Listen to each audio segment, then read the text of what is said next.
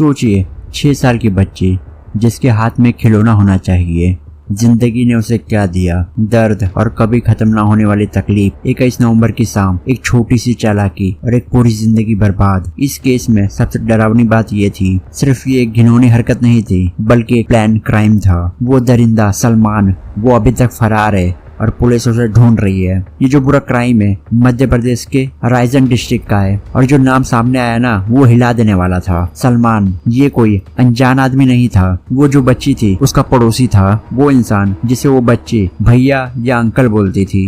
लेकिन उस मास्क के पीछे एक भेड़िए की नीयत छुपी हुई थी और जो इन्वेस्टिगेशन में सामने आया वो और भी ज्यादा शॉकिंग था। रिपोर्ट के मुताबिक सलमान ने 10-12 नवंबर को ही अपना मोबाइल स्विच ऑफ कर दिया। उसे पता था पुलिस मोबाइल से ट्रेस कर सकती है उसे, इसलिए जानबूझकर उसने खुद को डिजिटल दुनिया से गायब कर दिया। No call, no internet, no location. ये एक शातिर क्रिमिनल का दिमाग है जो एक बच्चे पर हमला करने से पहले अपने सारे सबूत मिटा चुका था। 21 नवंबर शाम के 7 बजे वो बच्ची बाहर खेल रही थी और सलमान आता है और कहता है कि चलो मैं तुम्हें चॉकलेट दिलाता हूँ। बच्ची ने उसका भरोसा किया और उसके साथ चली गई। सलमान उसे जंगल की तरफ ले गया और वहाँ सुनसान अंधेरा था और वहाँ उसने वही कुछ किया जो मैं बता नहीं सकता, जिसके बोलने में ही मेरी रूह कांपने लगती है। हाँ, उसने उसके साथ दरिंदगी की। उसने उस मासूम को जख्म देकर जंगल में तड़पने के लिए छोड़ दिया और अंधेरे में पूरी तरह से गायब हो गया। जब बच्ची घर में नहीं थी तो फैमिली वालों ने ढूंढना शुरू किया। जब जंगल के पास से कुछ लोग जा रहे थे तो उन्होंने उस बच्चे की रोने की आवाज सुनी और वो लोग उसके पास गए। जब उन्होंने देखा उसके कपड़े फटे हुए हैं, उसके शरीर पर बहुत ज्यादा जख्म के निशान हैं और उसके प्राइवेट पार्ट से खून आ रहा है। उन्होंने तुरंत एम्बुलेंस को फोन किया, लेकिन एम्बुलेंस को आने में ही 2 घंटे लग गए। जब पुलिस को इस क्राइम के बारे में पता चला तो उन्होंने तुरंत एक सर्च टीम बनाई और उस अपराधी को ढूंढने लगे। लेकिन सलमान पूरी तरह से गायब था। उसका फोन 10 दिन से स्विच ऑफ था। कोई भी इंटरनेट ट्रेस नहीं, कोई कॉल रिकॉर्डिंग नहीं। पुलिस के पास नाम है, डिजिटल फुटप्रिंट नहीं। और उसके बाद कुछ सीसीटीवी फुटेज सामने आई।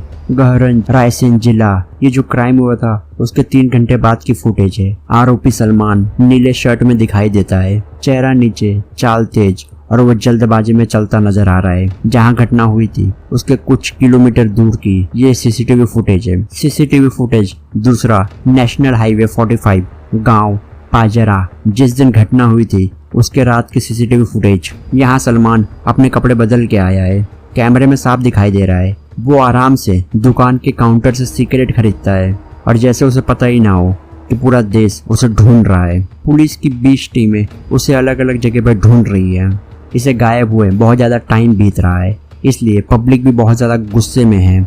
लोग सड़कों पर उतर आए हैं, पूरा रास्ता जाम कर दिया है, हर तरफ पत्थरबारी हो रहा है। लोग सड़क पर आ गए हैं उसके इंसाफ के लिए। हाईवे जाम हो चुका है। कुछ लोग ग्रुप बनाकर पत्थरबारी कर रहे हैं, कुछ लोग आंदोलन में लगे हुए हैं। सब अपनी अपनी तरफ से कोशिश कर रहे हैं उसे इंसाफ दिलाने की।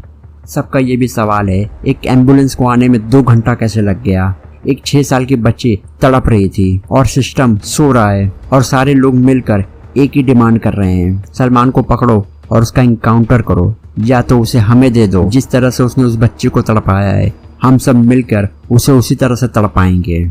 और इस तरह के दरिंदे को इंसान के बीच में मत छोड़ो। दोस्तों, ये केस सुनकर कोई भी अंदर से हिल जाएगा। वो बच्ची अभी भी एम्स भोपाल में भर्ती है, जिंदगी और मौत से लड़ रही है और पता नहीं सलमान कहाँ छुप कर बैठा है। मैं सिर्फ इतना ही चाहता हूँ कि ये सिस्टम इस बार फेल ना हो, इस बार कोई इंसाफ रुक ना जाए, इस बार एक बच्ची की चीख हवा में ना उड़ जाए। अगर आप लोग इस मासूम के लिए जस्टिस चाहते हो, इस वीडियो को ज़्यादा से ज़्यादा लोगों में शेयर करो और कमेंट करो जस्टिस फॉर रायसेन गर्ल। जय हिंद। मैं मिलता हूँ आपको नेक्स्ट वीडियो में, तब तक के लिए बाय।